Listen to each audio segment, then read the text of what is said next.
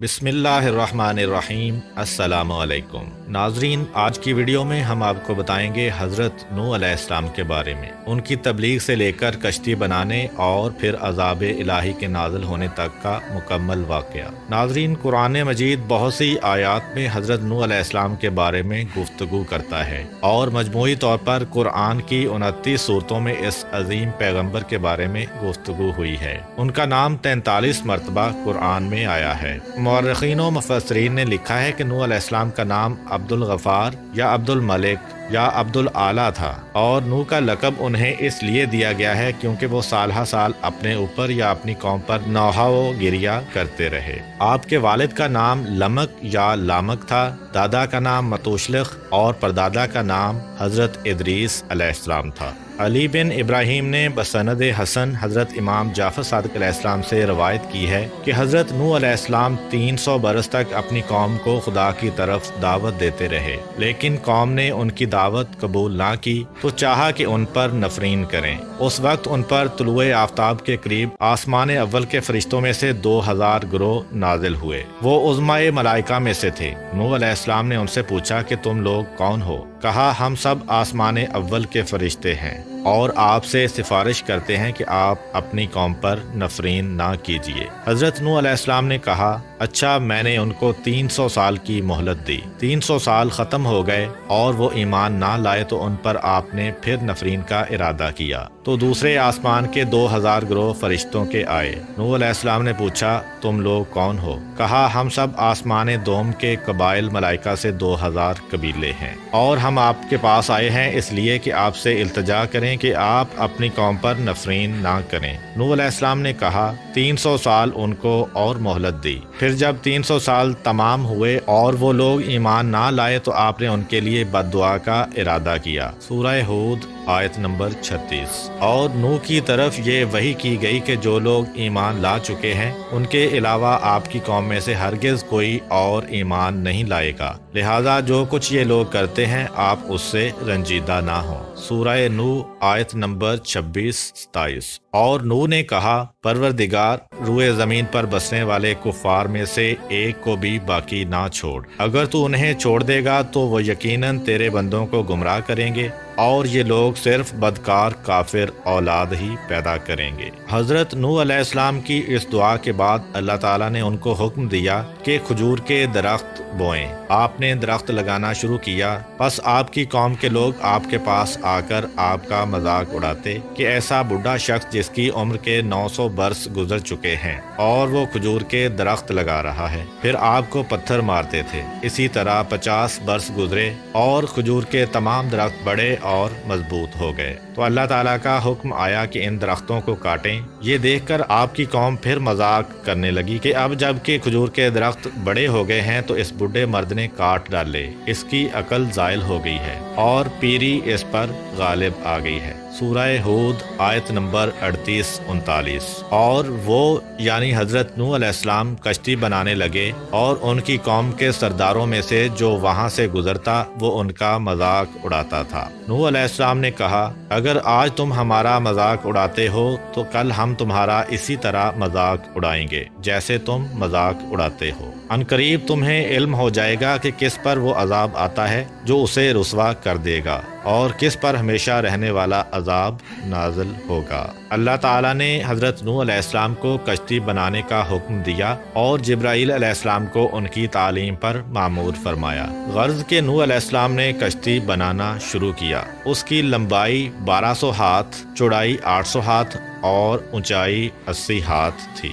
ایک ہاتھ سے مراد کوہنی سے لے کر درمیانی انگلی کا آخری سرا ہوتا ہے اور یہ تقریباً آدھا میٹر ہوتا ہے۔ اس طرح کشتی کی لمبائی تقریباً 600 میٹر، چوڑائی 400 میٹر اور اونچائی 40 میٹر تھی۔ حضرت نوح علیہ السلام نے عرض کی، خدا بندہ، کشتی بنانے میں میری کون مدد کرے گا؟ خدا نے وہی فرمائی کہ اپنی قوم کے درمیان اعلان کرو کہ جو شخص کشتی بنانے میں میری مدد کرے گا اور اس کی کوئی چیز تراشے گا تو جو کچھ تراشے گا وہ چاندی سونا بن جائے گا۔ حضرت نوح علیہ السلام نے یہ اعلان کیا تو لوگ کشتی بنانے میں آپ کے ساتھ شامل ہو گئے اور مذاق بھی کرتے جاتے تھے کہ جنگل میں کشتی بنا رہے ہیں۔ جب خدا نے قوم نوح علیہ السلام کو ہلاک کرنے کا ارادہ کیا تو 40 سال پہلے سے ان کی عورتوں کو بھانج کر دیا تھا، پھر ان میں کوئی اولاد نہیں ہوئی۔ جب نوح علیہ السلام کشتی بنا کر فارغ ہوئے تو خدا کے حکم سے آپ نے سریانی زبان میں ندا کی، جس کو سن کر تمام چوپائے اور جانور حاضر ہوئے۔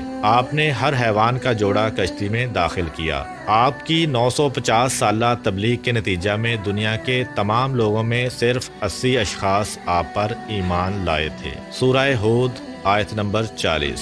یہاں تک کہ جب ہمارا حکم آ گیا اور تنور سے پانی ابلنے لگا تو ہم نے کہا، اے نوح، ہر جوڑے میں سے 2 کشتی پر سوار کرو اور اپنے گھر والوں کو بھی سوائے ان کے جن کی بات پہلے ہو چکی ہے، اور ان کو بھی سوار کرو جو ایمان لا چکے ہیں، اگرچہ ان کے ساتھ ایمان لانے والے بہت کم تھے۔ کشتی مسجد کوفہ میں تیار کی گئی۔ جب وہ دن آیا جس روز خدا ان کو ہلاک کرنا چاہتا تھا، نوح علیہ السلام کی زوجہ تنور میں جو مسجد کوفہ میں مشہور ہے روٹی پکا رہی تھی، اور نوح علیہ السلام کشتی میں اس جگہ جو جانوروں کے لیے مقرر تھی ان کی چیزیں جمع کر رہے تھے۔ اسی دوران زوجہ نوح علیہ السلام نے آواز دی کہ تنور سے پانی ابل رہا ہے۔ نوح علیہ السلام نے آ کر تنور پر کچھ مٹی ڈالی اور اس پر مہر لگائی کہ پانی باہر نہ آئے، اور جا کر تمام جانوروں کو کشتی میں داخل کیا۔ پھر تنور کے پاس آئے اور مہر توڑی اور مٹی ہٹا دی۔ آفتاب چھپ گیا اور بجائے اس کے کہ قطرہ قطرہ پانی برسے،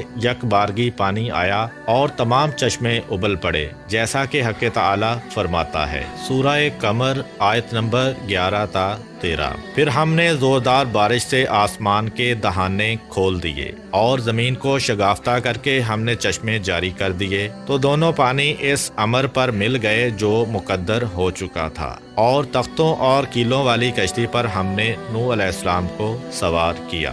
اللہ تعالیٰ نے حضرت نوح علیہ السلام سے فرمایا کہ کشتی میں سوار ہو جاؤ۔ کشتی کے چلنے اور رک جانے کے وقت خدا کے نام کے ساتھ نجات کی دعا کرتے رہنا یا بسم اللہ کہتے رہنا۔ غرض کشتی حرکت میں آئی اور نوح علیہ السلام نے اپنے کافر بیٹے کو دیکھا جو پانی میں کھڑا ہوتا اور گرتا جاتا۔ فرمایا، بیٹا ہمارے ساتھ کشتی میں سوار ہو جاؤ اور کافروں کے ساتھ مت رہو۔ اس نے کہا، یعنی جلد پہاڑ پر چڑھ جاتا ہوں اور وہاں پناہ لیتا ہوں، وہ مجھ کو پانی میں ڈوبنے سے محفوظ رکھے گا۔ نوح علیہ السلام نے فرمایا، آج خدا کے عذاب سے کوئی بچانے والا نہیں ہے مگر وہی بچ سکتا ہے جس پر خدا رحم فرمائے۔ پھر نوح علیہ السلام نے کہا، پالنے والے، یقیناً میرا بیٹا میرے اہل سے ہے، اور بے شک تیرا وعدہ سچا ہے، اور تو تمام حکم کرنے والوں سے بہتر حکم کرنے والا ہے۔ حق تعالیٰ نے فرمایا، اے نوح علیہ السلام، وہ تمہارے اہل سے ہرگز نہیں ہے جن کی نجات کا میں نے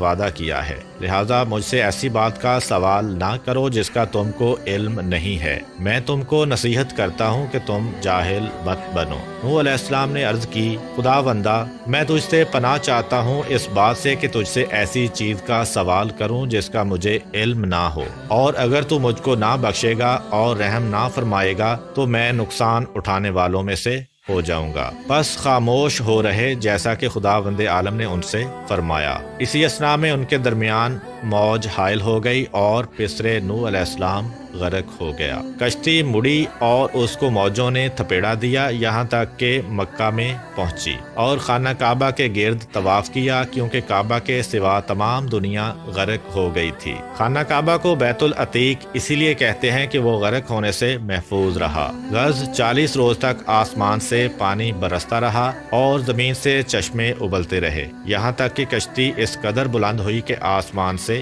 جا ملی۔ تو حضرت نوح علیہ السلام نے اپنے ہاتھ بلند کیے اور عرض کی، یا رحمانہ اتقن، یعنی پروردگارہ احسان فرما۔ اس وقت خدا نے زمین کو حکم دیا کہ اپنے پانی کو کھینچ لے، جیسا کہ قرآن مجید میں بیان ہوا ہے۔ سورہ ہود آیت نمبر 44۔ یعنی کہا گیا کہ اے زمین اپنے پانی کو جذب کر لے اور اے آسمان برسنے سے رک جا۔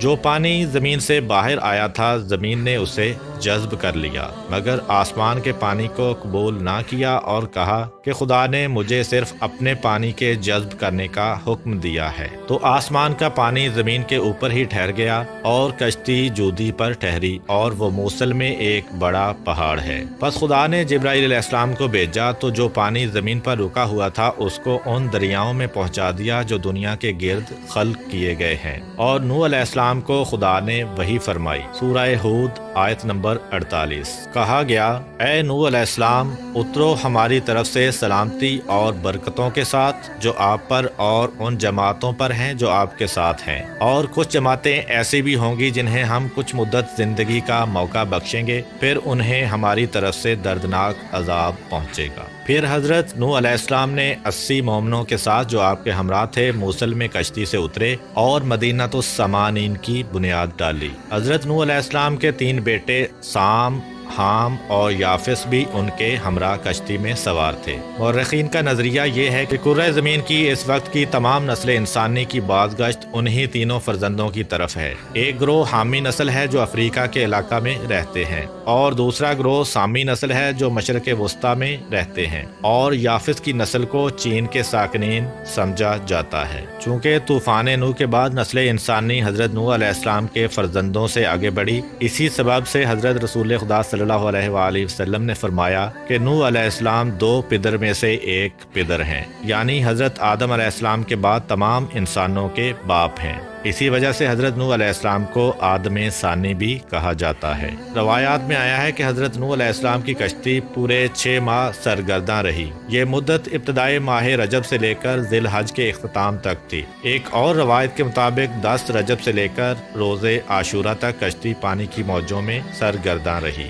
حضرت امام موسیٰ بن جعفر علیہ السلام سے منقول ہے کہ جب نوح علیہ السلام کشتی میں بیٹھے اور وہ خدا کے حکم سے چلی، اس وقت خدا نے پہاڑوں پر وحی کی کہ میں اپنے بندے نوح علیہ السلام کی کشتی کو تم میں سے کسی پر ٹھہرانا چاہتا ہوں۔ یہ سن کر تمام پہاڑوں نے اپنے اپنے سر بلند کرنا شروع کیے، سوائے کوہ جودی کے جو موصل میں ہے۔ اس نے عجز و انکساری سے کام لیا اور کہا کہ میرا وہ رتبہ نہیں ہے کہ نوح علیہ السلام کی کشتی مجھ پر ٹھہرے۔ خدا نے اس کی انکساری پسند فرمائی اور کشتی کو معمور کیا کہ اسی پر ٹھہرے۔ لہذا جب کشتی جودی سے ٹکرائی اور متزلزل ہوئی تو اہل کشتی کو اس کے ٹوٹ جانے اور ڈوب جانے کا خوف ہوا۔ اس وقت نوح علیہ السلام نے ایک جروکے سے جو کشتی میں تھا اپنا سر باہر نکالا اور ہاتھوں کو آسمان کی جانب بلند کیا اور کہا، یا رحمانو اتقن، یعنی پروردگار احسان فرما۔ ایک اور روایت کے مطابق حضرت نوح علیہ السلام نے جناب رسول خدا اور ان کی آل کا واسطہ دے کر اللہ تعالیٰ سے دعا کی تھی۔ بہت سے مفسرین نے کہا ہے کہ کوہ جودی جس کے کنارے کشتی نوح علیہ السلام آ کر لگی تھی اور جس کا ذکر قرآن میں آیا ہے، وہ وہی مشہور پہاڑ ہے جو موصل کے قریب ہے۔ بعض دوسرے مفسرین نے اسے حدود شام میں یا آمد کے نزدیک یا عراق کے شمالی پہاڑ سمجھا ہے کہ یہ وہ پہاڑ ہے جو موصل اور الجزیرہ کے درمیان ہے۔ الجزیرہ شمالی عراق میں ایک جگہ ہے اور یہ الجزائر یا الجزیرہ نہیں جو کہ آج کل مشہور ہے۔ بعید نہیں کہ ان سب کی بازگشت ایک ہی طرف ہو، کیونکہ موصل، آمد اور الجزیرہ سب عراق کے شمالی علاقوں میں ہیں اور شام کے نزدیک ہیں۔ حضرت امام جعفر صادق علیہ السلام سے منقول ہے کہ حضرت نوح علیہ السلام کی عمر 2500 سال ہوئی۔ 850 سال مبعوث ہونے سے قبل، 950 سال قوم کی ہدایت کا زمانہ، 200 سال کشتی کی تیاری میں گزرے اور 500 سال طوفان کے بعد زندہ رہے۔ جب پانی زمین سے خشک ہوا تو شہروں کی بنیاد ڈالی اور اپنی اولاد کو ان میں آباد کیا۔ جب 2500 سال تمام ہوئے تو وہ اس وقت دھوپ میں بیٹھے ہوئے تھے۔ کہا، السلام علیکہ یا نبی اللہ۔ حضرت نوح علیہ السلام نے جواب سلام دیا اور پوچھا، اے ملک الموت، کس لیے آئے ہو؟ کہا، آپ کی روح قبض کرنے کے لیے آیا ہوں۔ کہا، کیا اتنی مہلت دو گے کہ دھوپ سے سائے میں چلا جاؤں؟ کہا، ہاں۔ बस नूह अलैहिस्सलाम साए में गए और फरमाया, ए मलकुल मौत, दुनिया में मेरी जिंदगी की मुद्दत धूप से साए में आने के मानद थी। अब जो कुछ तुमको हुक्म दिया गया है बजा लाओ। मलकुल मौत ने हजरत नूह अलैहिस्सलाम की रूह मुकद्दस कब्ज कर ली। उम्मीद करता हूँ कि आपको आज की वीडियो पसंद आई होगी। अगर आपको हमारी वीडियो पसंद आई है तो वीडियो को लाइक करें और अपने दोस्तों के साथ शेयर भी करें। मिलते हैं इसी तरह की एक और इंफॉर्मेटिव और इस्लामिक वीडियो के साथ। तब तक के लिए इजाज़त